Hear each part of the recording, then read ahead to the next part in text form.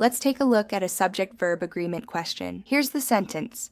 The firebugs were illuminating the scenery, lighting the way for the young boy's steps. We're focusing on the verb illuminate, so let's ask, is illuminate in the correct form in this sentence? First, we need to understand where it appears. In this case, it's part of the verb phrase, we're illuminating. Now we need to find the subject.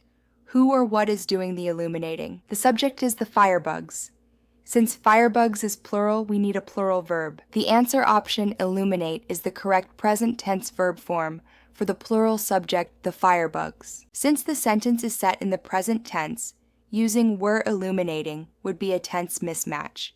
That would make it inconsistent with the intended tone or verb tense of the surrounding context of the sentence. The best answer is illuminate because it ensures correct subject-verb agreement. The plural verb illuminate agrees with the plural subject firebugs. Remember to pull out the subject and the verb from the sentence and put them side by side.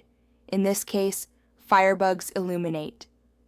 This makes it easier to see if the subject and verb agree with each other. Ready to crush the ACT? Achievable includes everything you need to get a top score. With Achievable, you get a personalized AI-driven study plan, short, engaging lessons, and realistic practice questions that adapt to your progress. It's everything you need, streamlined, effective, and adapts to your needs. Tens of thousands of people have trusted Achievable to boost their scores, and now it's your turn. Start your free trial today at achievable.me. Follow the link below in the description to get started.